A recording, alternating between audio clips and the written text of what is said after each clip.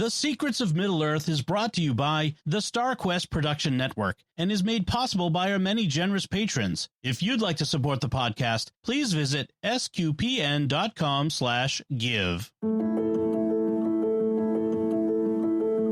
You're listening to The Secrets of Middle-earth, where we discuss the hidden themes and deeper layers found in the works of J.R.R. Tolkien, whether in his writings or in any of the media derived from them.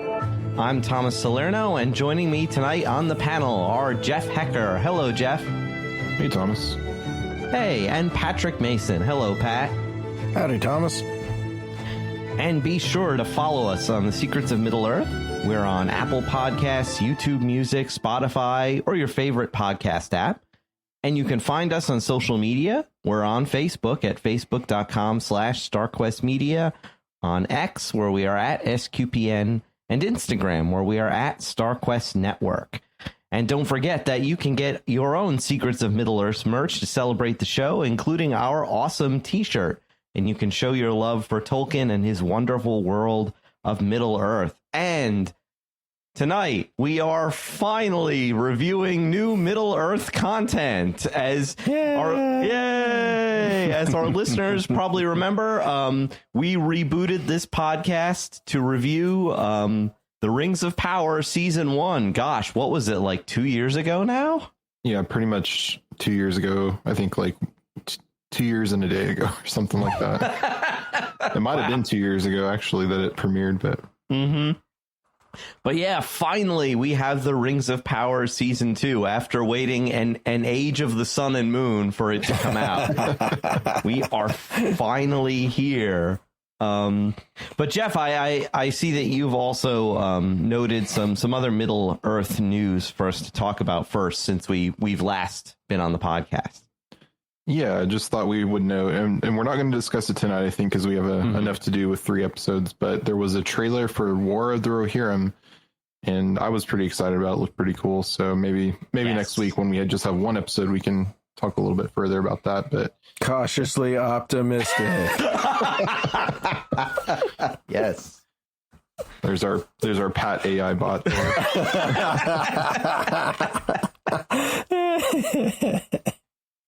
But yes, no, tonight we are discussing the first 3 episodes. They were all dropped at once of The Rings of Power Season 2. So turn back now if you don't want to be spoiled, although spoilers have been all over X and YouTube that I've seen for like days now. But if you're still waiting to see it, and I know some people are, we are going to spoil the heck out of these episodes. And there's a lot to talk about. So, Jeff, I think you have a plot summary for us for the first episode. And what was the first episode called, actually? I can't remember. I believe it was the Elven Kings Under the Sky, something yes. like that. Yeah, that was it. Okay. But for the plot summary for the first one, we start off with a prologue. At the dawn of the Second Age, Sauron is leading the remaining orc forces of Morgoth, promising they will rule Middle-earth. But Adar leads the orcs betraying Sauron, whose blood flows underground. As millennia pass, a formless Sauron absorbs living things, eventually absorbing some humans taking the form of Halbrand. He encounters survivors of the Southlands, and he joins them, and they leave on a ship, which is then attacked by the sea monster we see in the very first episode of Rings of Power when he first encounters Galadriel. In the present, Elrond has taken the 3 rings, fearing Sauron's influence. Halbrand's identity is revealed to Gil-galad, but conveniently this news does not make it to Eregion. Gil-galad commands Elrond to turn over the rings, but he leaps from a waterfall and makes his way to the Grey Havens and seeks advice from Círdan, the shipwright. Círdan is going to dump the rings in the water, but he is influenced to keep them and returns to Lindon. The elves begin to wear the rings, which seems to stop their fading. In the Southlands / Mordor, Halbrand surrenders himself to Adar and tells him that Sauron has returned and is influencing the elves. He escapes, but not before using some magic on a warg to take out Waldreg. Meanwhile, not Gandalf and Nori make their way in the desert land of the east. That's right, he's not Gandalf. While he has strange dreams. They are low in food and water, but they find Poppy has followed them and joins their quest. and they learn that her walking song turns out to be the key to finding their way. Yeah, so it's as brief of a summary as I think I can do for a pretty substantial episode for episode 1. So what did you guys think overall of the first episode? This is surprising for this show, but there were divided opinions about it. So I'm interested to get your guys' take. Well, I'll go first, Pat, since you're not. Yeah, you go first. You go first. Okay.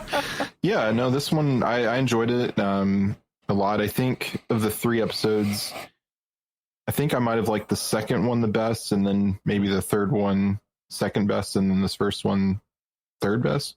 But I mean, it was fun. We got to check in with we got to see Elrond and Galadriel kind of at odds, which is kind of setting up, I think, the arc of the season, as we'll see, for them, as we'll see. And, they're, of course, as we know, assuming they don't completely break canon, they'll have to eventually reconcile a little bit down the road. But that was interesting that he's the one who took the rings to try to avoid, fearing that they're influencing the elves. And we, of course, get to see Cardon, who's one of my favorite characters. So that was pretty awesome to see him. And yeah, we finally got the flashback to Sauron, which I think we were talking about last season of like, we want to know, were these people real that were on the raft, or were they, figments that Sauron conjured to fool Galadriel?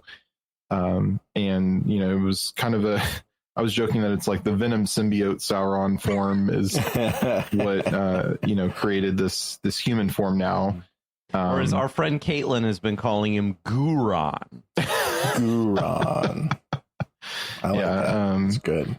And then yeah, we also we get some strange stuff with Stranger, not Gandalf, and Nori. And I'm calling him that, but I mean I'm not gonna make the same mistake as last season and predict that it's not Sauron. So I'm gonna say it's Gandalf from the beginning, and then it'll be wrong. But anyway, we got to see them kind of journeying. It'll be wrong. Our track record is not good on the show. Yeah, but we got to see them journeying, which was fun. And, we see some Easterlings in their cool like death masks, and Poppy comes back, which was interesting, because I wasn't sure she was going to be back in this season. I thought she might be out for a season or two, but she was back, and I don't know how I feel about her walking song being kind of the key to finding their way. I mean, it didn't bother me, but it was like a little bit of a head scratch, like kind of like the mithril thing. Like, really, do we need to be, that obvious or that, or whatever? But yeah, overall, the first episode, I enjoyed it. And yeah, I'm glad we got 3. I mean, I would have been satisfied with 2, but I'm glad we got 3. But yeah, this first one, I think had they just released this one by itself, I might have been like, okay, what's like, I don't think I would have been I was excited, but I don't know that I would have been as like anticipating the next episode as much. I would have been like, that's all, give me more. But, we got 2 more. So yeah, overall, I thought the first one was a decent start to a good, 3 episode premiere. So I guess Pat, let her rip. So shockingly enough, I actually mostly enjoyed this episode.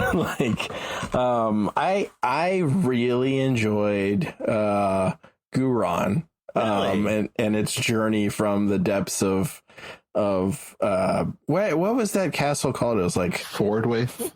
Well, okay. Fordwaith is the region. Oh, okay. Yeah. Well, that was the text that was in that scene. Mm-hmm. So yeah, I still think that's a thumbnail, but I'm just that's just me. That's a good bet. Yeah. I mean, it's just when they encounter it in the first episode in the first season, it's like in this super far north wasteland, and it's just like screaming to me a thumbnail just from the size. But either way, so I like that scene. I like the betrayal scene. I like the kind of conceptualization and visualization of the idea of a spirit form trying to retake physical form, and sort of it being sort of locked into needing to feed on the life force of other things. Yeah. It struck me as kind of very Voldemort, but then obviously Voldemort's a ripoff of Sauron, so like it kind of full circle there. That was nice. I really loved the interaction between Halbrand and the other humans. That for me was probably the highlight of this episode. And secondary to that was the conversations with the elves, the confrontation. I don't know what you want to call it, but kind of Elrond and Gil-galad and Galadriel. And I gotta say, so far this season, I have not felt the flames across my face. This has been a much better portrayal of Galadriel. I mean, granted, she's kind of like reeling from the realization of what happened in season 1. And so she seems a lot more measured generally and a lot more thoughtful and maybe not patient enough yet, but still much better portrayal than in season 1, where it was like she was so intense that like she was trying to force her skull out of her face sometimes. It was just like but in this one it was much more elf-like, so that was good. And it was very interesting to watch Gil-galad for me and Círdan, and I enjoyed the interactions with Círdan, both with Elrond and then with the other character. I guess that's later when we get to his interactions later, but and then the stuff with the stranger and Nori was okay. I mean, it was okay. Yeah. Yeah, and I will go on full blown record. He is not Gandalf. He's a blue elf, or not blue elf. He's a blue wizard, and the other guy that shows up is probably also a blue wizard. But that's my take. I think that other guy definitely is. Yeah. I think he's definitely a blue wizard gone bad. Yeah. Yeah, that was my thought, but I don't know. We'll talk about it. There's just so much obviousness leading to being Gandalf that it's like, if they really show us, if they are leading us one way to a character having a secret identity that we know, or that will, someone, a secret identity of being someone that we'll know later. Like it's, I don't know. It's like they have to telegraph it so much. So, at least based on season 1 with Halbrand. So, yeah. I think the highlight of this episode for me was Sauron's interactions with Adar and the orcs. I thought that was great. First of all, I think that it's brilliant that he's manipulating the orcs into attacking Eregion, giving himself a force that will help him destroy Eregion when he needs to, so that he can grab all the other rings, presumably later once he's made them. I just thought that was brilliant. I thought it was really funny when they bring him in chains in his Halbrand form before Adar, and he says, "Let my people go." Yeah. And I'm like, yeah. What? I'm like, no. I'm like, but actually I thought it was brilliant because, okay, even though this presumably is taking place thousands of years before the Exodus and the time of Moses, I was like, the devil can quote scripture to serve his purpose. And the fact that he said, "Let my people go," I was just like, oh, Sauron, you piece of work. But well, I love it because it's a two-sided meaning for him, because he's saying that both in the guise of Halbrand, the king of the south, let my southerners people go, but he's saying it also as Sauron, like, yes, let my people, the orcs are mine. Adar, and let them in, but he obviously not telegraphing that yet. Yeah, I'm really looking forward to the reveal. When Adar realizes who he is. And later on, after they've had Halbrand, Sauron, and of course they don't know it's him, in prison for a while, Adar reveals sort of more about his origin, which I thought was fascinating, which had a lot of twisted sacramental imagery in it. Because, okay, he says, Morgoth chose 13 of us, presumably elves, to be given new life, almost like, being born again or baptism or whatever. And he describes being left, to rot on like this cliff face with hunger and thirst. And then Sauron appears and offers him wine which is presumably, some sort of part of some sorceress, rigmarole, which he then drinks. And as I love the description, it's wine as red as blood. Yeah. Oh yeah. So, and it's like that is just dripping with sacramental imagery and which I thought is perfect because again, in real life, the devil can't do anything unique. He only twists and perverts what God makes and makes mockery of it. And like this is exactly what Morgoth and Sauron would do. And I just thought that was really brilliant. And creepy. Yeah, and I was wondering too. I know we were in our last Silmarillion episode we were talking about. I forget which elf it was, but it was one of the sons of Finwë was chained up on the mountain. Fëanor. Yeah. One of the sons of Fëanor. Starts with the M. He was chained up and and I was Maedhros. like, I wonder if could that be, could they be tying Adar to that kind of thing? Like people, as readers of the book, like we can know that's a thing, like that maybe that's just how Morgoth, and maybe Adar was not in that same group of elves, but that's what I immediately thought of when he said he was chained up. I was like, oh, maybe it's kind of referring to that. And this elf who became Adar was a part of, or one of the sons of Fëanor might have been part of that same group or something. Maybe they were chained at different times. I don't know. He says in the first season he remembers Beleriand.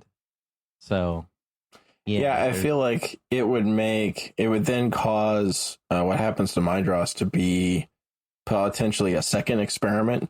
Mm-hmm. Like, I did this to the Morroquendi. Now let's see what happens if I do it to the Calaquendi, kind of a thing. Ooh, yeah. Because we know Morgoth and Sauron, they're always trying to create, quote unquote, the better orc, so, Saruman beats them all. Yeah. Creation of the Uruk-hai and all that. Uruk-hai. Yeah. I really liked how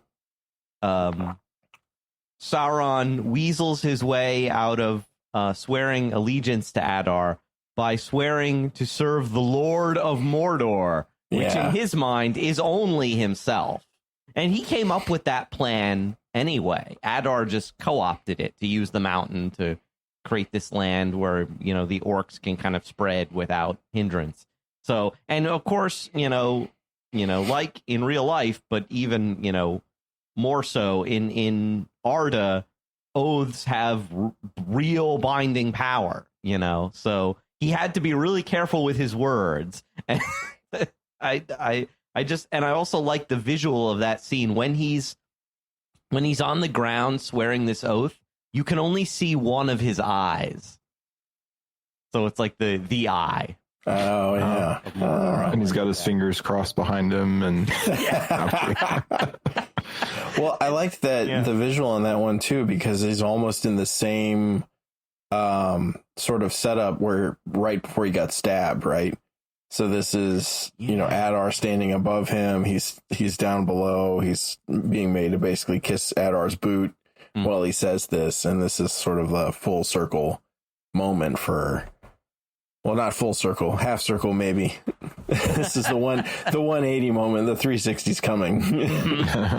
And I love that we got to see Sauron, Lord of Werewolves.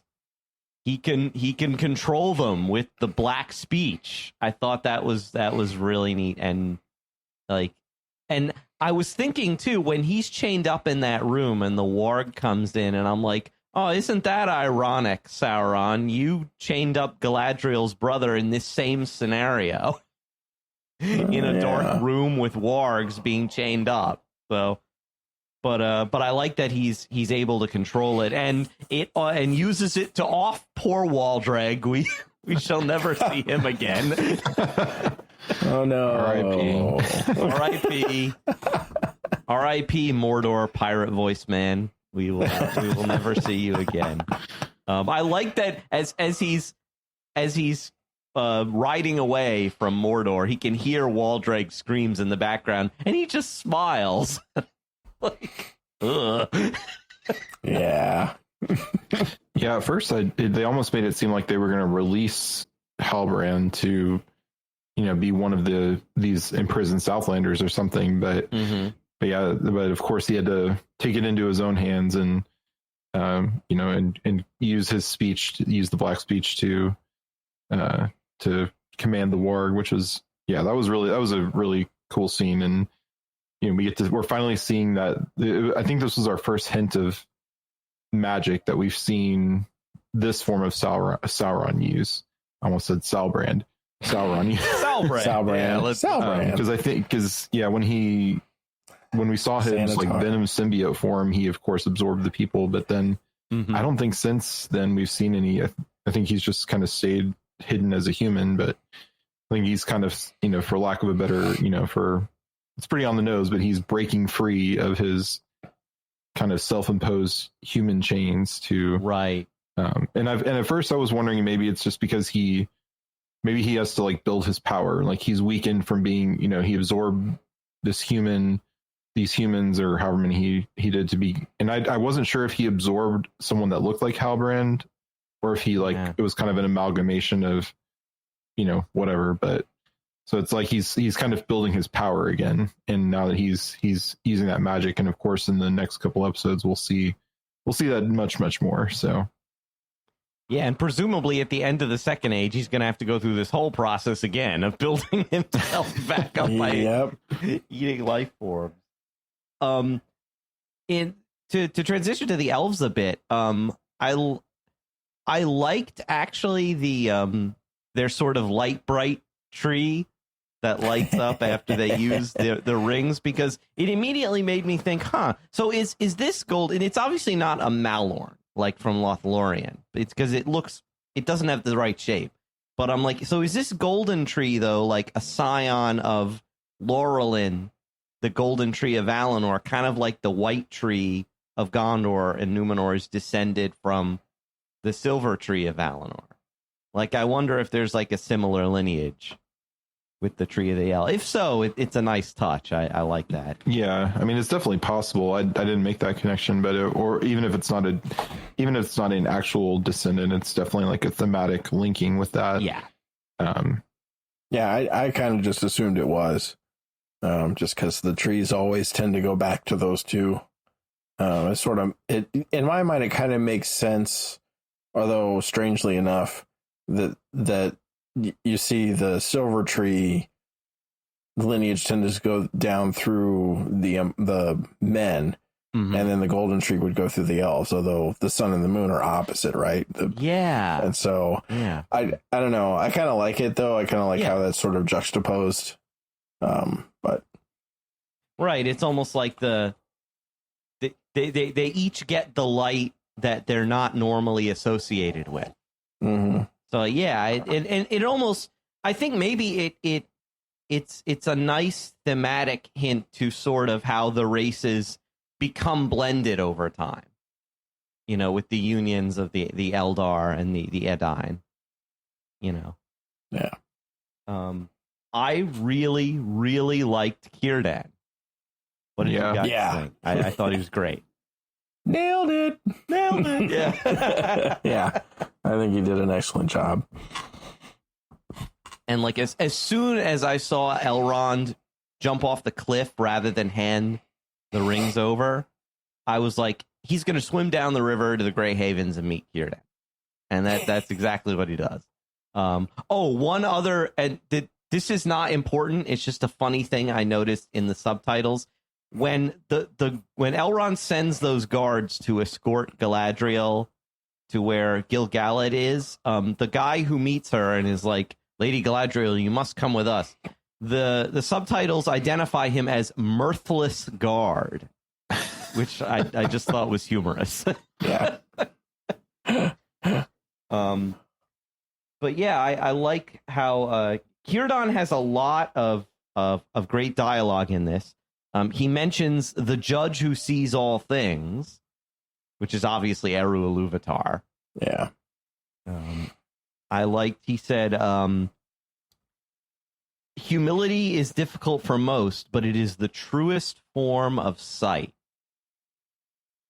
What do you guys think of that? humility is, Christians, we call it the queen of the virtues. But I like this idea of it as kind of right seeing. Whereas when with its opposite, pride, everything you see is skewed. So I liked that description of it.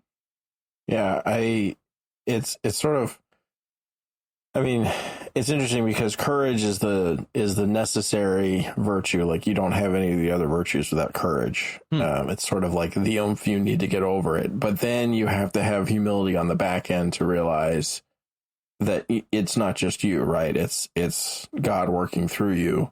And without the humility, then the pride comes in. And I love C.S. Lewis talking about it. He's like, it's probably one of the most difficult virtues to cultivate, because the minute you are humble, you start thinking, oh, look how humble I am. And then you failed. Take pride in your humility. That's right. Yeah. I'm the most humble person you've ever met. No, humble bragging. Yeah. Yeah.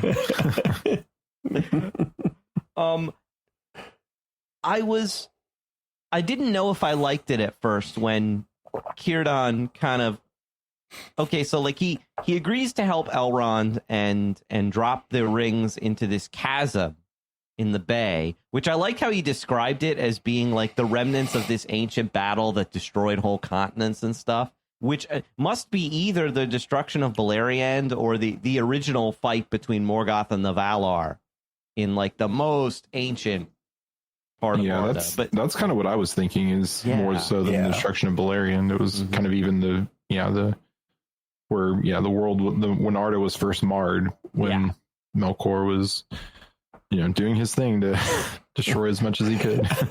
in any case, he doesn't drop them in, and I was confused by that scene. Like, his boat rocks a bit, and then he decides not to throw them in the water and stares at them and becomes entranced by them. And I'm like, wait, what? Why did you change your mind?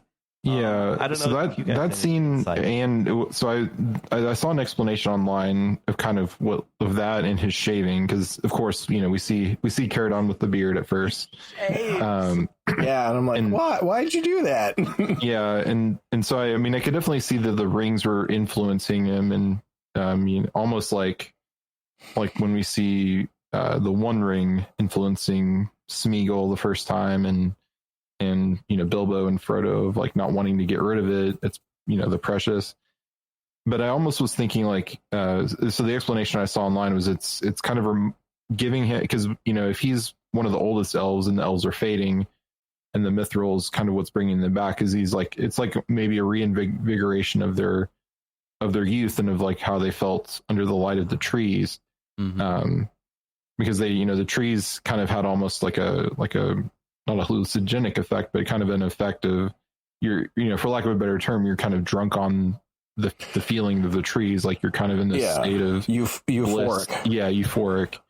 And so I was wondering if that's kind of what the mithril was doing, or these rings that are, and he has all three of them, so it's not, he's kind of they're more concentrated right there. So it's because they talk about how in the first season you have three rings to bring balance, so maybe having all three is kind of unbalancing him and influencing him to seeing and feeling this power. And then, like I said, the explanation I saw was that maybe he was remembering his youth, and that's why he wanted to shave, because feeling like like a younger man, because I don't know if he's the oldest, but he's definitely one of the oldest at this point, and he definitely will be by the end of the story. Because he's one of the last elves to leave Middle Earth. I think he is. He's on the last ship. He's the last. Yeah.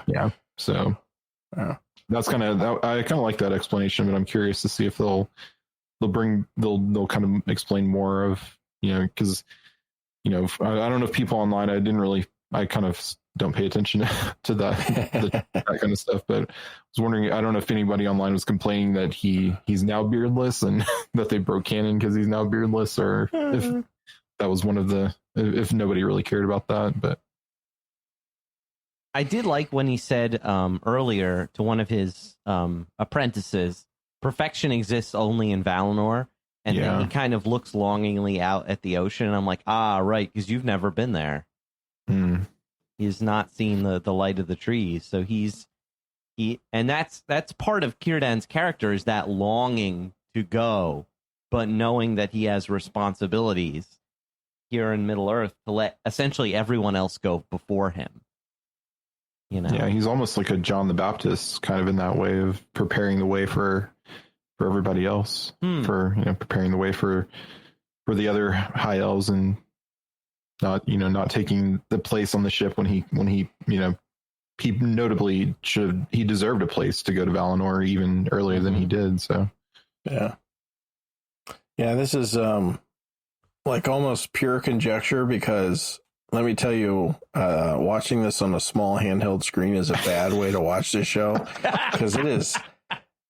I would say over half of the show is shot in like very shadowy, dark setting, and like anything that has any kind of glare, you watch the show on a large screen if you can. So that scene for me was basically just a black screen. But I think it is the first time he actually holds the rings in his hands.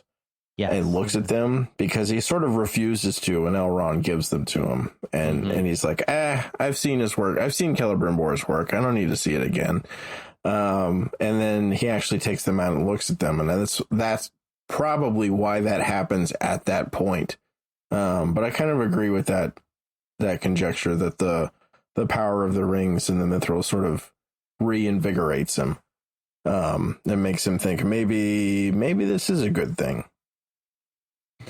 And if I remember correctly from Tolkien's work, the elven rings are they give the elves a sense of permanence in Middle Earth, because it's what they want. They want to have it both ways. They want to be in Valinor, but they want to stay in Middle Earth, and like the rings sort of help them to create almost like Valinor in Middle Earth, or at least the feeling of it. And so I can see that being intoxicating for a person like Círdan, who's clearly desires to go to Valinor but has not been there. The only thing I wanted to mention about the stranger and hobbits stuff for this episode was that I was surprised that Poppy tags along with them, because, am I remembering this right? At the end of last season, she's given some sort of important job in the community. Like she's given Sadoc's old job of that kind of wayfinder person. Yeah. Like you just abandoned them. Yeah, she's kind of made his replacement of, she's gonna be the one to read the omens and signs and things like that. But yeah, I couldn't remember. I'm glad, because I did like Poppy, so I'm glad she's back in the show this season. But it was just kind of when they are like, oh, it's your walking song, Poppy. That's the key. That we need to find our way. I was like, okay, really? Like, but I mean, it's it's not the mithril thing, so it's not the worst thing they've done. So. Yeah, it's not the furthest thing they've stretched. No, yeah. But I mean, it gets her back. If it gets her back in the show, then I didn't mind it too much. But yeah, one of the things that the stranger said that I thought was interesting. I think he says it here. Is he says if not the same word, he says something similar. But when he's trying his spell on the tree, on like the dead tree, he says like Cuvanen or something like it, which is where the elves woke up. Yep, because that word I think is associated with life and beginnings. So, yeah, and I've kind of had it's maybe far-fetched, but I've had the speculation since last season that maybe he's looking for, or like he's being drawn to the original place of Cuvanen where the elves woke up first. It's a source of power that he's being drawn to. So I saw that and I was like, oh, it's another string in my corkboard. So we'll see if it continues there. But it pans out. Yeah. That would be really cool. And I wonder if that's even maybe near that spot, if that is the case, where like Tom is hanging out. But yeah, we'll get to him. He's not in these episodes, but did y'all? Yeah, there was kind of an extended season trailer at the end. I don't know if y'all watched it. Oh no, yeah, I didn't see it. Yeah, it showed some like some unseen footage that I don't think was in the previous trailers. So yeah, it seems like the stranger's going to find Tom, and Tom is going to kind of help start to teach him how to use his power. So, and I was wondering too, if the stranger is a blue wizard, he may be inspired to wear blue by Tom, because of course bright blue his jacket is. That. But I think we're safe in moving on to the next one. Okay. Otherwise, we will be here all night. But it's like, so yeah, where the stars are strange is episode 2. So for the summary for this one, in Khazad-dûm, the dwarves are seeing omens and losing access to sunlight shafts, which is how they grow crops underground. Durin and his father are still at odds, even with Disa trying to play peacemaker. And the king has closed Khazad-dûm to outside trade, so food is starting to become scarce. Halbrand arrives at Eregion, but Celebrimbor, who again conveniently doesn't know his identity, doesn't meet with him, but he also doesn't kick him out. And he eventually meets with Halbrand, who asks Celebrimbor for help forging more rings to help the peoples of Middle-earth. And he does reveal that he is not a man or elf, but something different, and introduces himself as a sharer of gifts.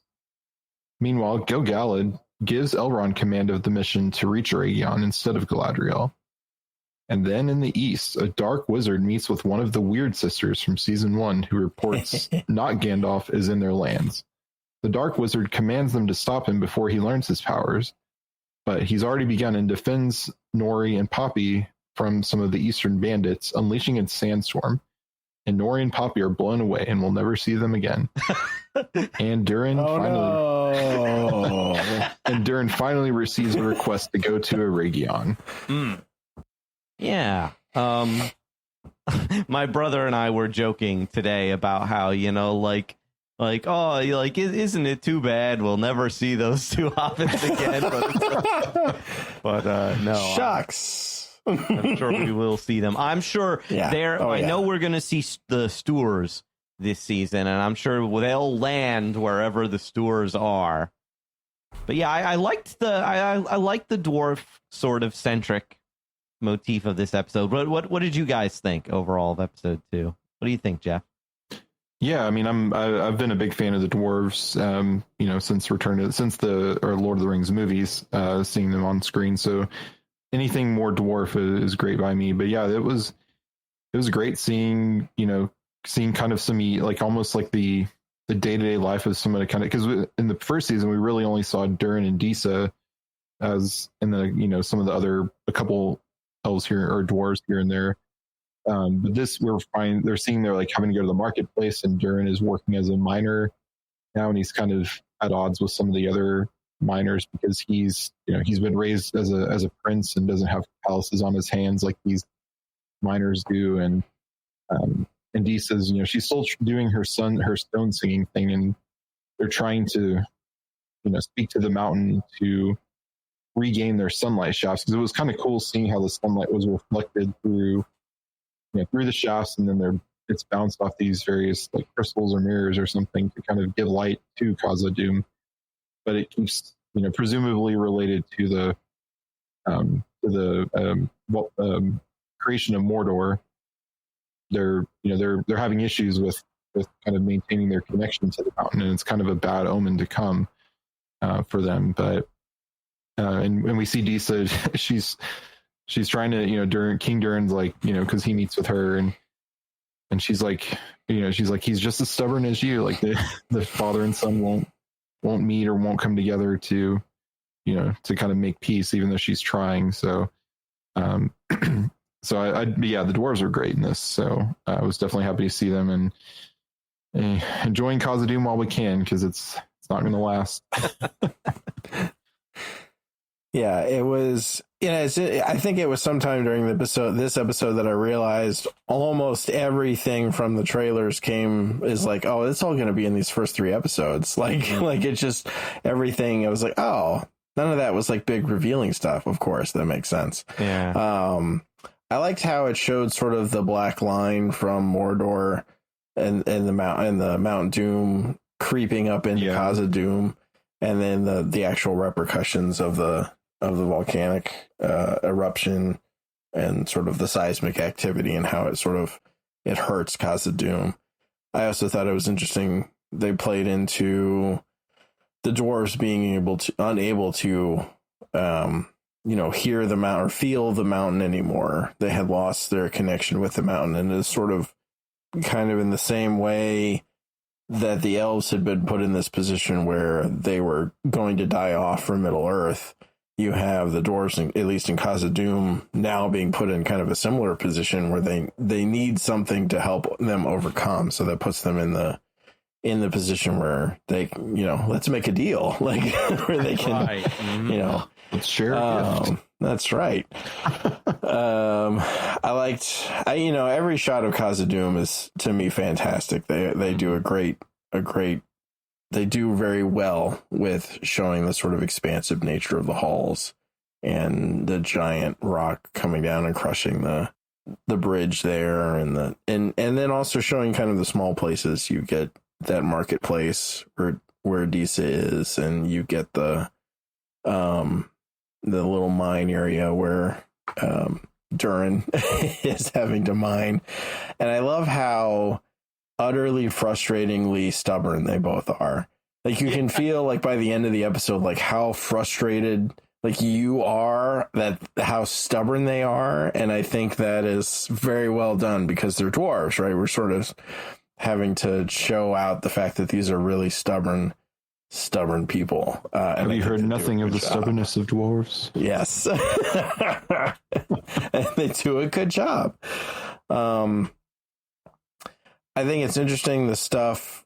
This is more interesting to me with the Stranger and Nori and Poppy. Their kind of adventures / misadventures. What's going on in Rune? This got me like really, really, really interested in Rune. And like, okay, so we have a dark wizard out there.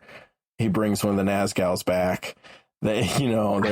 He's got other acolytes. He's apparently got a whole temple going here.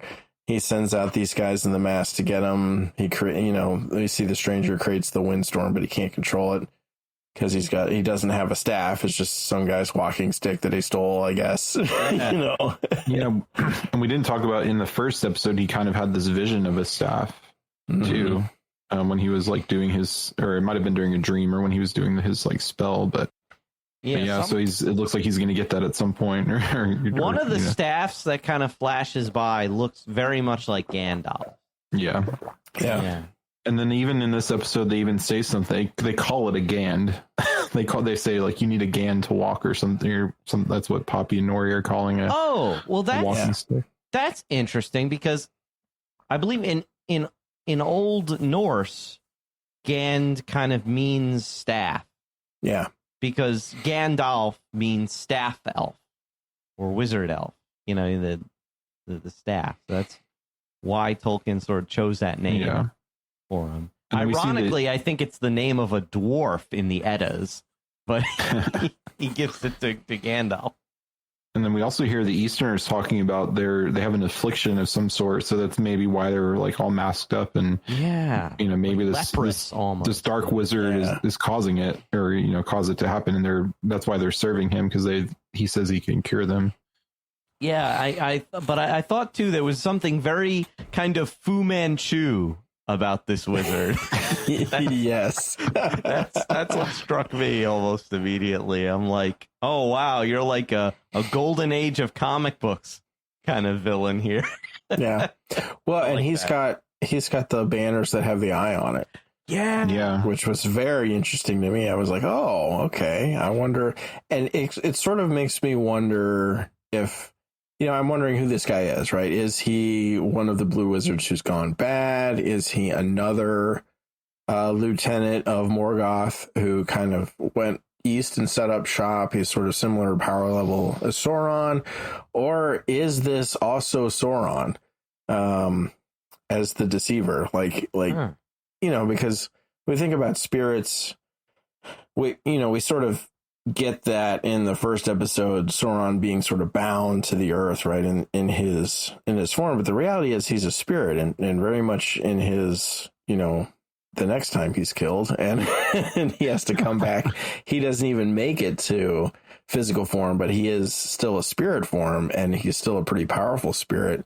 And so spirits aren't necessarily bound in the physical world the same way that physical creatures are. So I do kind of wonder if this is another, or maybe it's just another human that he's controlling, sort of the same way Saruman controlled the King of Rohan. And so this has just got me really, really curious and interested to see what they're going to do. And it's great because it's tough for them to screw it up because there's just not a lot of stuff about the East that they can lore violate. Exactly. It's such a mysterious region, where the stars are strange, we just know so little about it. I like it's true what you say, Pat, that like spirits, they're not like extended in space, they don't have that same space relationship to space the way we do, the way physical creatures do. So it might be possible for them essentially to be in two places at once. I remember like Morgoth was really, really bound to like his primary body and couldn't do much. Well, that kind of happened too after he stole the Silmarils. And we haven't gotten there in our read yet, but I don't think. But he. Oh, okay. Well, he doesn't change forms again. Like once he's kind of I tend to think he's either a blue wizard or he's just another, like he might have been another Maiar that fell in with Melkor and was maybe a like you said, another one of the lieutenants, and he's kind of taken up the guise of a wizard, like the strangers. And so that's kind of where I'm leaning, is that he's either a blue wizard that's kind of fallen bad potentially, or he's kind of just another Maiar out there. And maybe that's why Tom Bombadil's already out there, is he's kind of seeking out to try to get see what's going on out there, if he knows there's this kind of dark power rising. But I do think he might be a servant, or at least a prior servant of Sauron, because, like you say, because of the eye, and then the Nazgûls, or Weird Sisters, they were acolytes who were seeking out. They were trying to find Sauron. So and they mention that in the dialogue that they say something like Lord Sauron is rising in the west. Yeah, and I wonder too if Sauron had multiple contingency plans for in the event of his demise. He clearly had that one for the creation of Mordor as a place for the orcs, but I wonder if he had another one for the domination of the men in the east, who he knew he was also going to need for his armies, and if this wizard is kind of like his advance man in the east, setting things up for him as part of his various contingencies, and he's going to eventually pull all these threads together into his one kind of master plan, Somehow Sauron has returned. Saying that, it does parallel a lot of what's the Star Wars sequel trilogy of having this, having a contingency, sending it up where no one can find it, and then it coming back to be a force to reckon with. So. Right. Yeah. Although with lots of heat and sand instead of cold and rain and lightning, like that planet Palpatine was on. Yeah, I really liked the dwarf stuff. I enjoyed the stuff in the East a lot better than this one. Really liked the musical themes they've got going for the East with that kind of choir chanting. That was really cool. It just felt Rune, I'm like, I'm like this is what we should be experiencing in this sort of unknown region. And we briefly mentioned it in the summary, but Gil-galad giving Elrond command of the mission, I thought was interesting. He trusts Galadriel, but also knows that she's compromised because she's spoken to Sauron, and Gil-galad says something that once Sauron kind of worms his way into your mind, you're more easily manipulated by him in the future. So and I think it's that, and I think it's also that she's been, as we talked about, she was very impulsive in season 1. So whereas Elrond has kind of been more steadfast and more level-headed. So I think so of course, because it's setting up that Galadriel's they're gonna send a party to Eregion because no one's heard back. Too bad they don't have Palantir, or they don't have a way to communicate, because that would be really handy to let Celebrimbor know what's going on, or who Halbrand is. But yeah, that was really interesting to see, because it does kind of set them up as a little bit at odds here. Mm-hmm. That it's the scene where he's saying, you will not lead this party, or are you saying Elrond is going to be in the party? And Galadriel's like, oh, I'm glad to have him along. And she's like, you misunderstand. You will. He is leading the party. And she's and they just kind of have a stare off of like, oh. You listen it'll be interesting to your GM. Gil-galad is the GM of this adventure. Yeah, so it'll be interesting to see if because I think there's some scenes in the trailer too of them kind of still like arguing, or they're kind of on the quest together, and I think we see them like fighting Barrow Wights and stuff. So so it'll be cool to see, kind of, and maybe that's kind of how they gel in the heat of battle, and they kind of get, because we haven't really seen Elrond fight or be in any kind of action in season 1. He was more of kind of the advisor and kind of the friend to Galadriel and to Durin. So it'll be cool to see action Elrond. Right. Yeah. And I'm especially excited for that. We've seen bits of it in the trailer, but I'm really excited to see that and just the whole battle sequence. Speaking of Eregion, okay, I think for me the highlight of this one was the Anatar stuff. Yeah. I just like how much gumption do you have to go back to Eregion as Halbrand? Yeah. And like, because you left and Galadriel knows, so like you are betting on that line where it's like, if you tell them you're going to tell them that it's your fault that I'm still here. And so he's betting on Galadriel not telling anybody, or at least not telling Celebrimbor, and going back. Like, how much gumption do you have to be like, yeah, I pulled that off.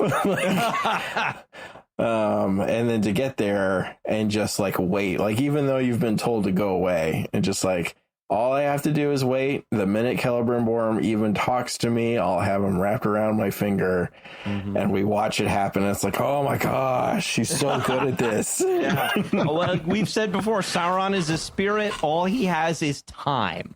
Yep. He is not. He would wait there until Mordor freezes over just to get a minute to speak with Celebrimbor. But yeah.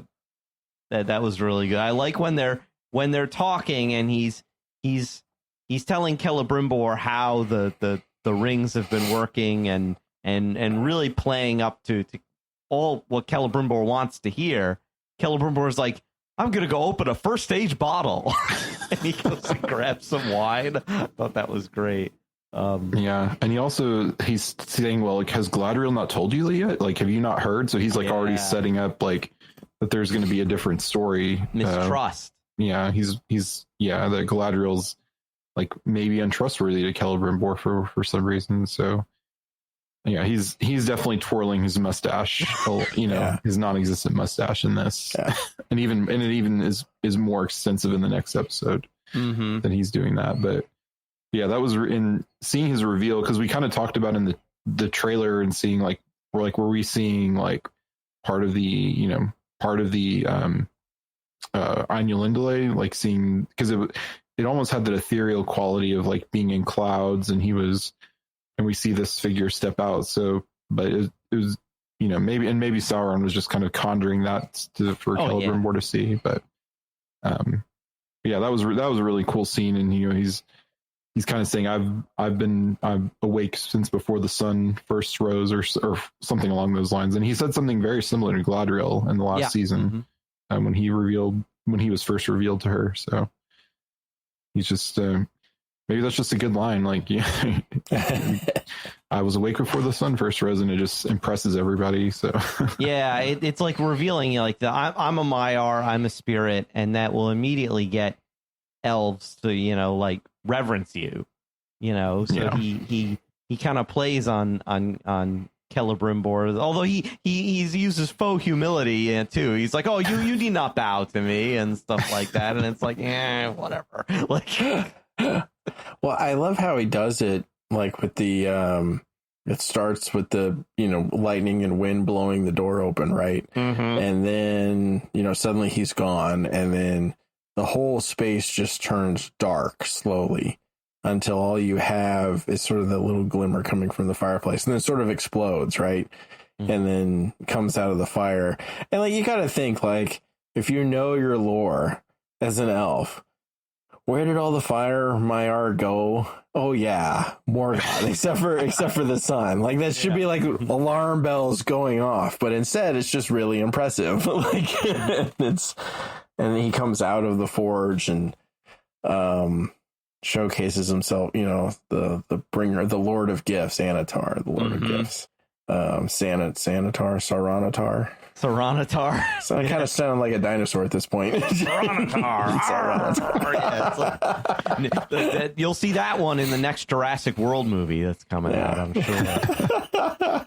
But I like too that he uses that, he conjures that image of like clouds and ethereal beauty to overawe Celebrimbor. And I remember reading, it might be in the Unfinished Tales, where the Valar explicitly instruct the Istari, you are never to reveal your true form like that to overawe elves and men to get them to do what you want. That is forbidden. You can't do that. You just have to look like old men all the time, essentially. And the closest Gandalf ever comes to doing it is in his Gandalf the White form. But even then, like, he just lets little flashes of it come out. He never does godlike stuff. Yeah, he gets a little close with Bilbo when Bilbo's about to try and leave with the ring. Oh, yeah. That's probably the closest he gets. Because then, like, everything's balancing on a thread. He's like, I kind of need to scare this guy into doing what I want, or we're all doomed. Yeah. But he's already his old friend at that point. But it's kind of like the opposite of the, like you're saying, that they're not supposed to show their forms. But we have the dark wizard in the east. He's kind of like showcasing, and he's kind of flashing his power around. And he's built this temple, for one reason or another. So, maybe we'll see a Maiar form or something of him. Yeah, that would be interesting. And I think it's in this episode the stranger mentions that, like, he can't remember where he's from, but he gets glimpses of it. It's like a feeling that he can't even describe. I really love that expression of it. Yeah. Because I think it's actually very similar to what a lot of people talk about who have near-death experiences, what they have when they describe having a vision of heaven or something like that. It's like, I can't describe it to you. Like, it's this feeling I can't even describe. Right, yeah. So I think that about does it for episode 2. A lot of the stuff these 3 episodes seem to meld together in my mind, because a lot of the stuff I thought was in episode 2 is actually in episode 3, which is called The Eagle and the Scepter. Yeah. All right. So for a summary for this one, Isildur's horse finds him captured by Shelob spiders, and they escape to some very dead-looking marshes. He has a meet-cute with romantic interest, Estrid, who stabs him, thinking he was an orc. She tells him Numenor's forces have left, and they make their way to the settlement of Pelargir, where the Southlanders have settled, but they are waylaid by some men. Arondir saves them, but they lose the horse. They join him in the escaped Southlanders at Bronwyn's funeral. Arondir blames himself for her death, but he is trying to help Theo grieve. However, Theo does not want his help. We learn Isildur's mother drowned saving him, but no one else knows, and Estrid has the mark of Mordor. Theo helps Isildur get his horse back, but something tall and possibly tree-ish attacks the camp and finds Theo. Meanwhile, on Numenor, the king's memorial and preparations for the Queen Regent's coronation begin. Eärien reveals the Palantir to Pharazon, and she brings it to the coronation. Muriel reveals she's been using it, and a riot breaks out, and Elendil touches the Palantir. A great eagle lands in the commotion, and the people call for Pharazon to rule them. And then, meanwhile, to check in with the Southlands, or with Mordor, Adar has found a troll to join his forces to fight Sauron. Durin and Disa meet with Celebrimbor and Annatar. Celebrimbor proposes a trade of rings for Mithril, and they say they will take the idea to King Durin. Annatar continues to twirl his mustache and influence Celebrimbor to forge the rings without Gil-galad's permission. Durin brings the offer to his father, and they begin to reconcile, and the dwarven rings are forged. Yeah, this was probably, I think, my favorite of the 3 episodes. It's certainly the most that I remember was was from this one. I really liked Isildur's encounter with the spiders. I think that may have actually, the one big spider may have actually been a younger Shelob, because I think the creators have even said that it's Shelob. Okay. Yeah, and in the soundtrack, the track for that scene is just called Shelob. Okay. So I assumed, I'm like, okay, this is the second age. She hasn't achieved her full tremendousness that she can get by the third age. Yeah. But that was very much, though, like that scene from The Mandalorian, though, with all the spiders. Yeah. All the little spider, quote unquote little spiders. Yeah, like my brother said, like little, meaning they're the size of a dinner plate. And I'm like, yeah. It was funny because I not long ago I saw the new Alien movie, and it was very similar to some scenes in that, because okay. The critters running at you, trying to eat you, and one even, because there's an orc in there too that he thinks is dead at first, but he's alive. But then one of the spiders like stabs the orc's head and it explodes or something. Yeah, it was a pretty pretty gruesome scene in there.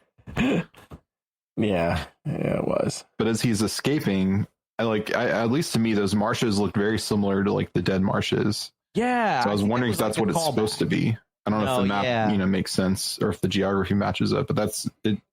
It at least looked very similar to me. Definitely a visual. We're meant to make the connection visually. I don't think it was the dead marshes, but it's kind of like, a visual callback, because like he sees a dead body in there, takes its boots and right off the corpse because he needs boots, but and he almost drinks the water until he looks down and sees there's a corpse in there, and he's like, oh nope, yeah. And he meets Estrid. I thought it was Astrid, but it's Estrid. And I was, part of when I was looking up stuff, I was like, Isildur's wife is unnamed in the Legendarium, so I wonder if this is setting up that like he will marry, kind of a native Middle Earth woman, and maybe that's kind of how he solidifies his rule, is by kind of uniting Numenor with, the people of Middle Earth. Yeah, which would be interesting, because centuries later, the kin strife will be started in Gondor because of a marriage between a Numenorian descended king and a non-Numenorian woman. So that it would be interesting if there was that strain of, for lack of a better term, Middle Earth humans in the line of kings from the beginning. Anyway, from the beginning, yeah. I was kind of thinking, I'm like, Estrid, be prepared to have at least 4 children very quickly. We know Isildur has 4 sons by the time of his death, but they're simplifying all this for the. Yeah, and it's possible they do a time jump at some point. Like if they're getting 5 seasons, and because there's a lot of, they've already compressed the timeline so much that it wouldn't surprise me if there's some kind of big time jump between, the Akalabeth season, whether that's season 3 or 4, and then the Last Alliance season, because it's, at least that's where I'm thinking the show will end, is with the Last Alliance. So I probably will do a time jump at some point. It's probably going to be, I'm going to guess it's going to be building up Gondor and Anor. That's going to be our time jump montage. Yeah. That would be my bet. Because, there's very little detail about that actually in the Legendarium, of how they start up the kingdoms. Yeah. And how that would be a great area for them to play in, too. Because, again, there's just so little detail about it, They can spin a lot of stories in that time period. I like, though, that he meets his potentially future wife. The first thing she does is stab him in the thigh. Yeah. What a way to get a relationship started. No, don't pull it out. And then she pulls the knife out. Yeah, I was suspect of her from even from the beginning, but because we later see that she has the mark of Mordor or, of Adar on her, but whether that she was forced on that or, she took it as, because it was like your only choice is to die or to take the mark or whatever. So, because she doesn't seem like one of the other people of Adar who have taken the mark kind of willingly, or she would have surrendered him to those brigands that they run into who had the mind. She's like clearly trying to like burn it off of her. Yeah. With the knife. So I feel like she's trying to get away as far away from that as possible. I like that whole scene where he's like, Isildur has compassion on the guys, so we should at least give him food. But it turns out they're servants of Adar. Arondir, though, kills all of them in short order and shoots a guy running away right in the back. And I'm like, not very elvish of you, Arondir. Yeah, you can see he's a little fed up with the Adarians. Yeah, well, I mean, he's blaming because essentially in the season 1, like when the Southlanders kind of make their stand in the village, it's the Southlanders who went with Adar that are kind of the first wave that attacks them. So it's kind of those events, these men led to Bronwyn's death because they say her wound has soured from the orc arrow or whatever. So he's definitely like blaming these people for her death.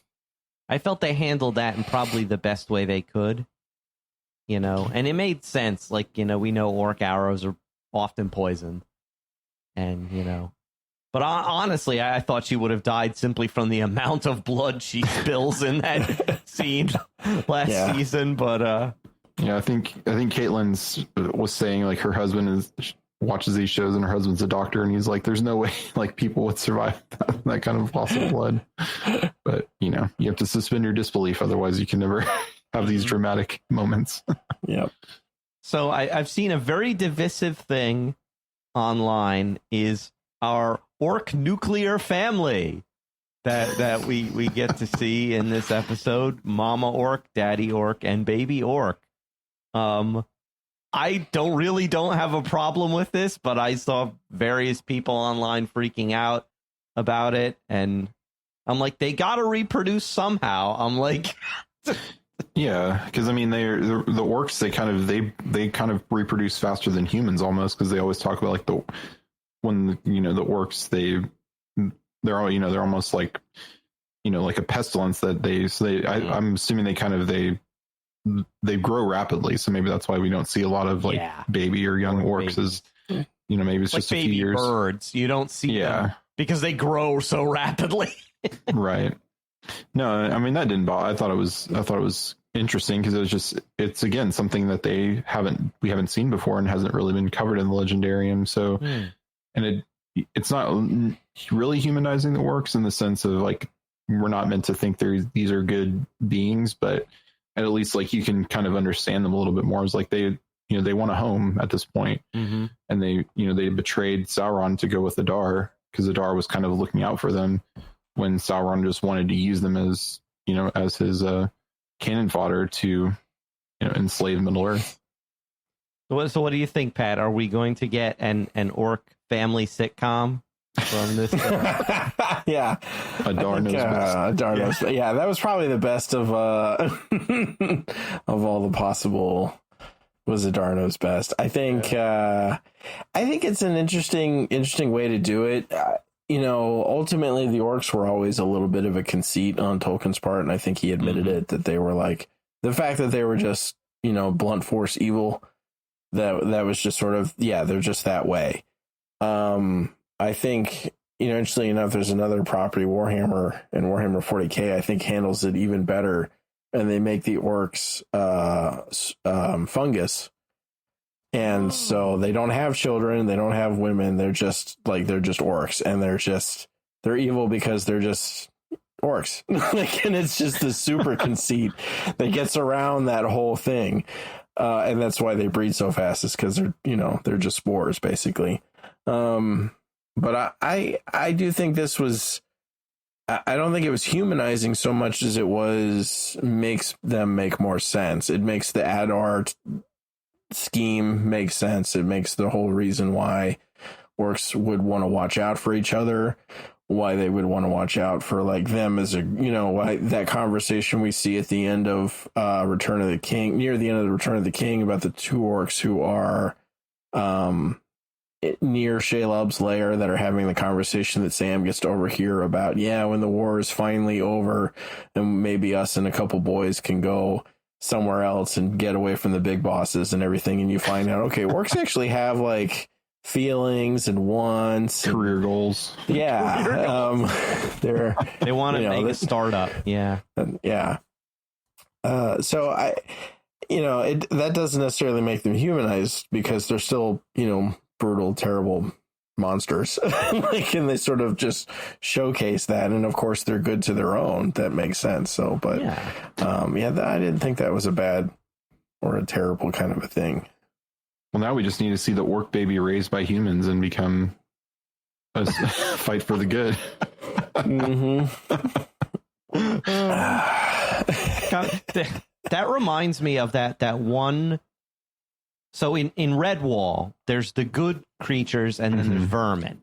And there's that one book where a vermin baby is raised by the quote unquote normal animals.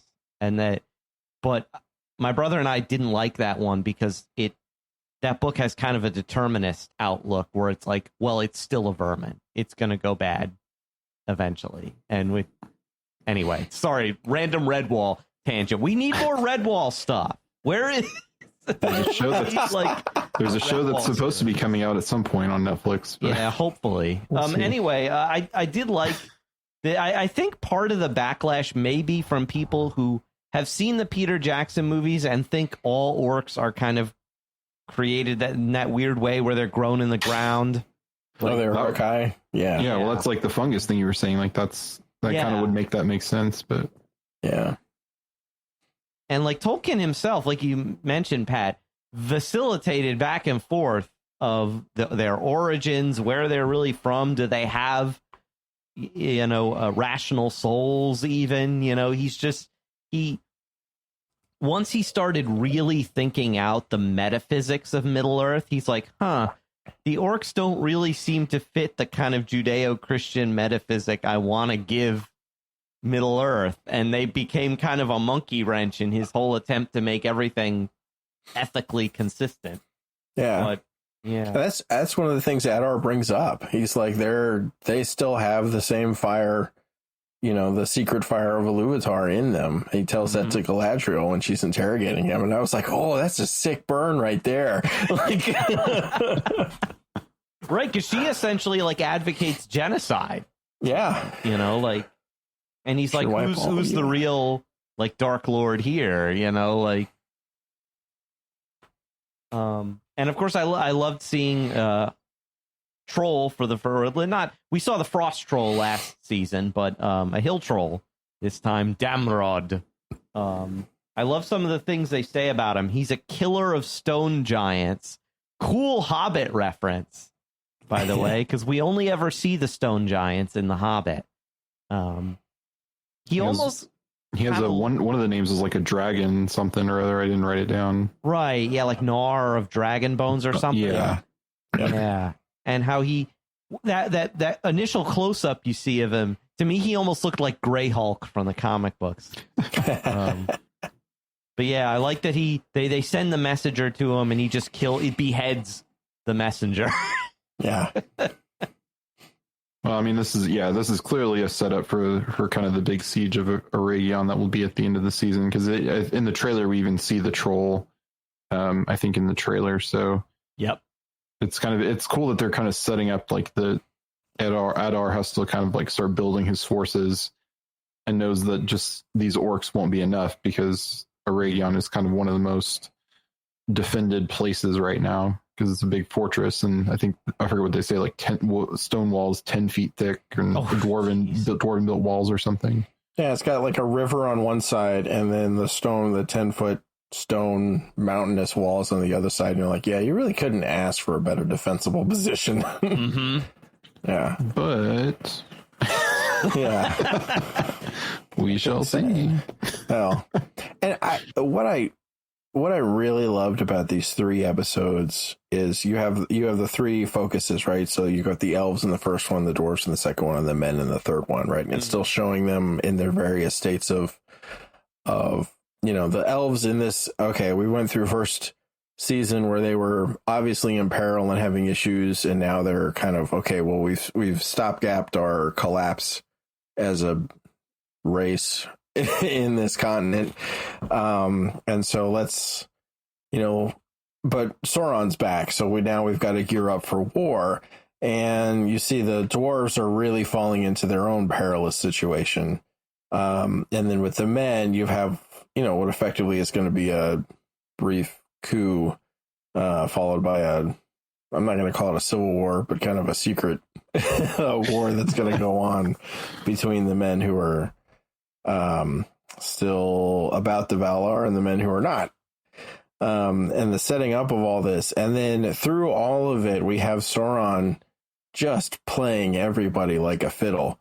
And because it's very obvious with Celebrimbor, but he's doing the same thing with Adar, where he convinces Adar to let him go root out Sauron, which is him, in Eregion, and through that notion convinces Adar that Sauron is in Eregion, and Adar has to build a force now to go attack Eregion to attack Sauron. It's not attack the elves. He's not trying to kill Celebrimbor or get rid of, Eregion or Lindon or anything. He's going after Sauron, who's actually there. Like it's just like, I'm going to lie to all of you by telling you the truth. All the tangled webs we weave. Yeah. Sauron was definitely, I forget, because Celebrimbor was there. He was like, oh no, we're not allowed to forge rings or whatever. And Sauron's like, oh no, that's too bad, and just kind of like, oh, too bad. And then Celebrimbor was like, but wait, I'll do it anyway. And Sauron's, are you sure? You want to do that? Is that a thing? Yeah, he's like, just lie to the king. Yeah, he's just over there. It's such a great line. I'm like, oh my gosh. I mean, it's it's just funny. It's a lot like seeing some of the Palpatine scenes from the Star Wars prequels. He's just over there like manipulating, and everyone's just oblivious to it. But as the audience, you're just, he's just over there like in the corner, like, Steve Mr. Burnsing like X, and then like his hands are his plans are coming. Everything's happening exactly as he wants, because he's trying to do all this. It is stuff as I have foreseen. Right? Yeah, everything proceeding. Yeah. So yeah, I think that's probably why I'm really enjoying this season over last, is I can kind of see where everything's going. Like, not only can I see where everything's going, it's just a lot of fun to watch it get there. Yes. And it's interesting watching every character's own personal investment. With the elves, it's kind of the investment with the rings, except for Elrond, who is invested with, against the rings. It's interesting to watch Celebrimbor being played, Galadriel with the ring, Gil-galad with the, sort of the weight of the race on his shoulder with the ring. And then Círdan with his speech to Elrond about, the use of power and how important it is to make sure it's in the right hands, and how the rings seem to call to life, and how while it is important to be afraid of it, at the same time you have to make sure you use it for good. That kind of a Uncle Ben to Spider-Man speech on a much grander scale. Uncle Círdan. Yeah. He's very I'm gonna call him that from now on. Yeah. Yeah, that way.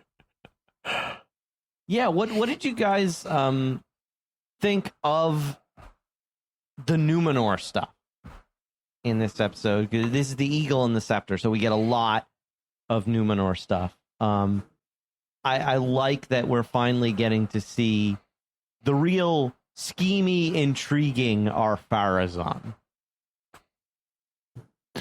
Yeah, it was. I mean, I love the Numenor stuff. That was one of my favorite things from last season, so I'm excited to get back to it.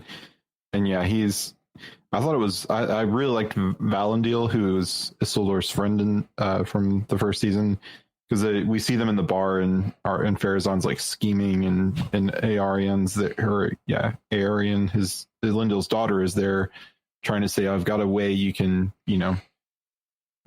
convince the people.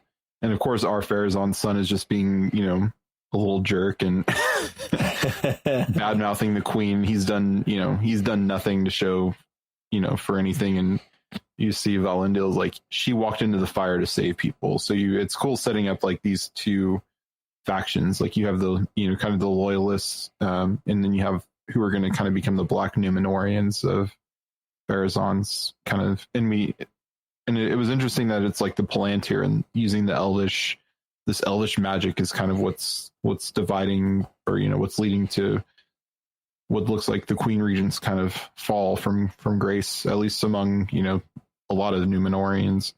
But there's going to be some loyalists that stay by her side. So I'm curious to see if they'll do like a marriage thing where like they have Pharazon says, you can stay the queen, but you have to marry me.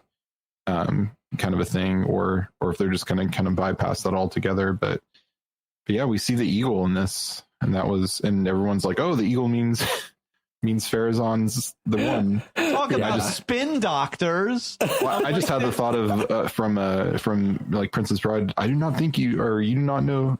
This does not mean what you think it means. Yeah, yeah. Inconceivable. It's not good news for Numenor when the eagle comes to visit you. No, it is like, and it's very clear. Like my brother even said, like you could see on the eagle's face how consternated it was that, like, they start chanting for Pharazon, and he's like, what? That's not the message I came here to deliver. The heck with you guys, and it flies off. Because like they all start chanting, Pharazon. The eagle has chosen Pharazon. I'm like, how did you get that out of this scenario? Like, yeah. That I was like, please let this be a speaking eagle, and let him go. What? No. Like, what are you talking about? Yeah, it's like if only it spoke the way the great eagles are supposed to, and it's clearly there to tell you to cut it short with this, this incipient coup that you have going on here, and they're like, no, accelerate the coup. That's what they go on. Yeah, I don't get Isildur's sister.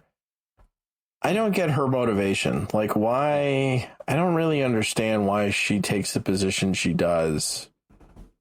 Throughout season 1 and season 2, pretty much. But I think here it's because she thinks Isildur's dead, and she thinks it was because the Queen Regent was being loyal to elves, and that's why her brother is dead. So I think at least here, season 1, I don't exactly know, and I think maybe it's just because because they've again, I can't remember if Anarian is mentioned here, but he's kind of last season. Yeah, but he's kind of one that seems to have like followed his mother's ways of being, loyal to elves and whatnot, and maybe that he was talking too much at the dinner table and it annoyed her. But here, I think it's because because Isildur's presumed dead, and he thinks the queen, it's the queen's fault. So I can see why that kind of has brought her and forced her into this, like, this attitude of being, against the elves a little bit more. So, and she's looked in the Palantir too. Yeah. So she's seen the potential destruction of Numenor. Yeah. Right. That's what gets me. It's like, after seeing that, like, where's your head at, and why are you in this place? But yeah. Yeah. My mind just keeps going back to that she's an architectural student. So are we going to see her build Sauron's massive evil temple in the future? Oh, yeah. But that's a really dark turn. They're going to have to set it up right. And that would be really sad for Elendil, because he's such a good guy, and to lose your daughter maybe marrying the heir Pharazon's little dopey son to. Even his name is stupid. I don't know what was his name. Kemen. Kemen. I keep wanting to say Kevin, but no, Kevin. And Kevin's a fine name, but Kemen is just stupid. Like, I don't. It suits him though, but yeah, like, and I've seen people say like, oh, Kemen's gonna be a Nazgul in the future, and I'm like, I don't know if I like that or not. Like, yeah, I had that thought too, because he already kind of had a moment with Sauron in season 1. He was because Halbrand at the time took the blame of what Kemen did to like blow up the ship or whatever. So they've already kind of have that like little bit of history there. So, yeah, it's definitely possible. Yeah, and although too, if you think how incompetent some of the ring wraiths are, you're like, yeah, okay, like I can see it. Yeah, that could be a whole like episode length rant for me about how like in the initial mission in the Shire, how incompetent the ring wraiths are on being unable to find Frodo, and just like let it and like going up to the gaffer's door, like, and like the gaffer's like, he's not here, go away, and all the ring wraith needed to do was take a few more steps and he'd find Frodo. He's like, well, I guess he's not here, and he just leaves, and I'm like, what? Anyway, I have this theory that the farther they get from Mordor and Sauron's direct influence, the kind of like weaker and stupider the ring wraiths get. But yeah. I can buy that.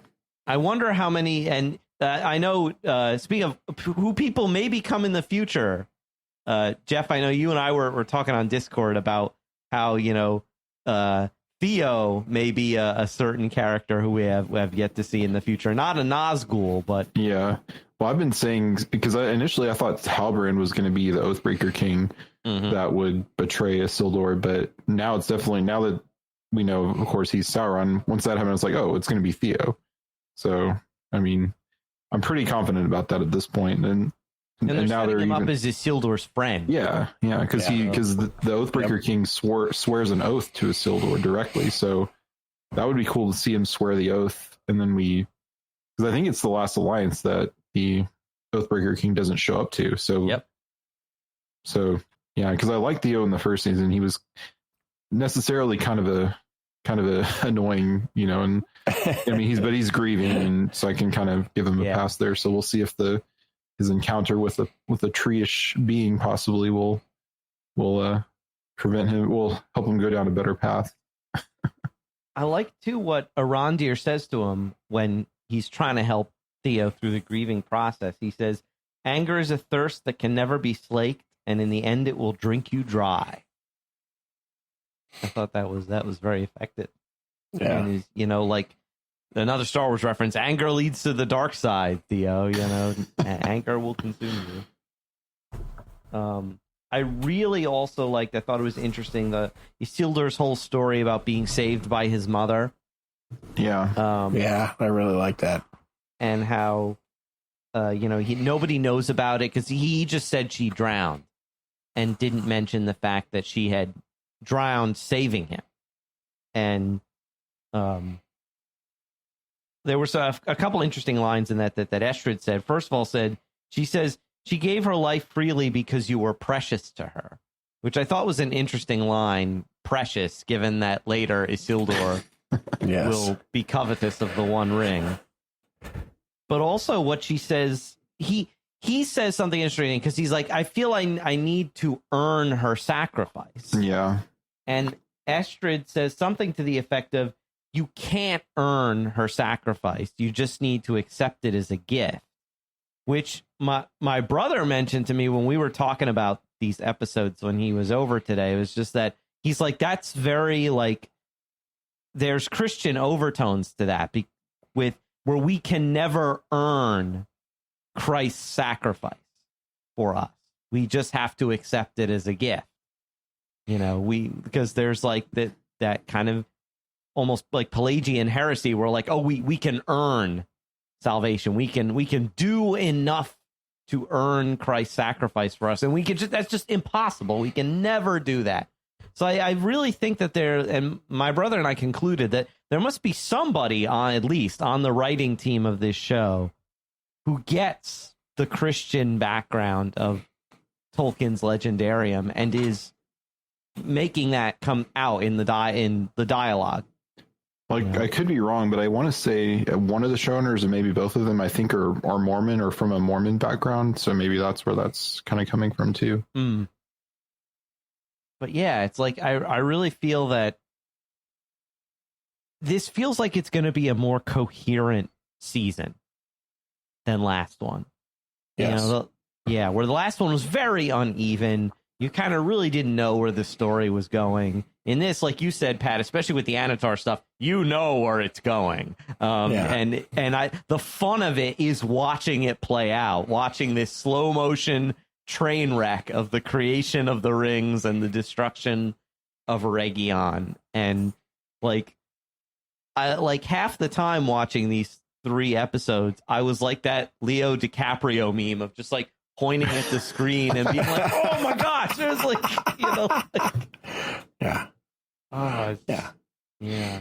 It's I'm glad they have characters that we know aren't canonical, because if they break canon, if they have Isildur die, or Galadriel die, or something, obviously that's a big canon breaker. So we have to have these kind of characters that don't have that we don't know, like a Rondir and Theo potentially, the Stranger potentially, the Nori and Poppy and all these others. Like, we have to have people that kind of can be kind of the red shirts, for lack of a better word, that can be the ones that give it stakes. Because we know Isildur is not going to die here, Galadriel, Elrond, etc. Like, no, Elrond's going to die. I called that. That's right. Oh yeah, you did. Or we know it's they die. Definitely going to happen. No. Or we know they die in different ways. But so it's good that they have some characters that you can kind of connect to that can give the show stakes, even though we know kind of an overview at least of where this is all going. Yeah.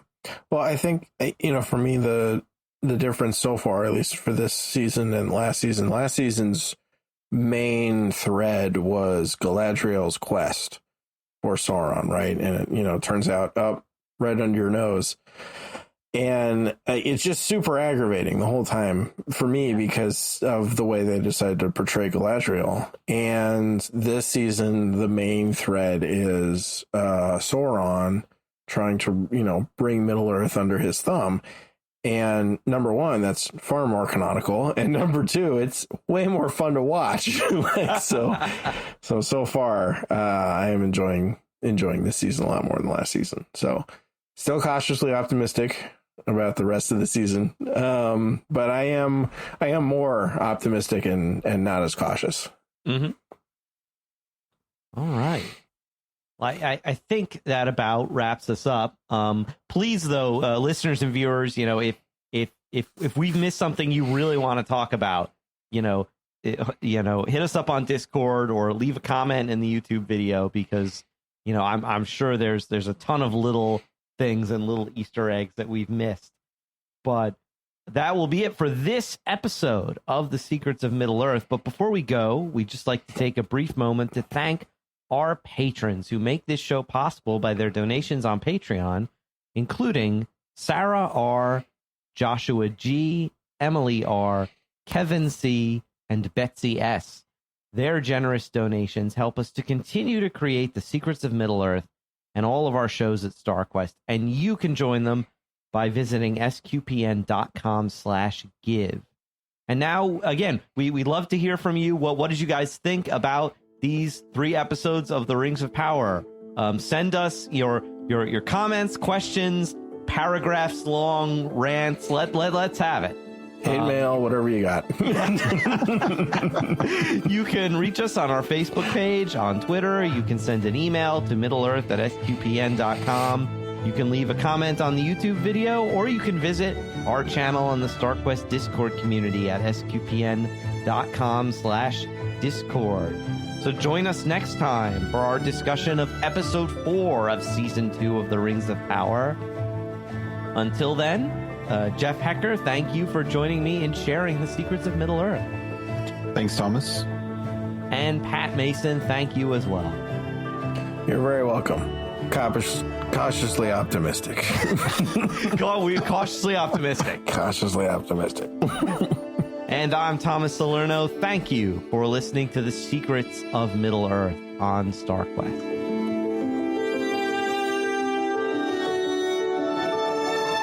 Here's another show on the StarQuest Network you're sure to enjoy, The Secrets of Star Wars. Find it wherever fine podcasts are found or at sqpn.com/Star Wars.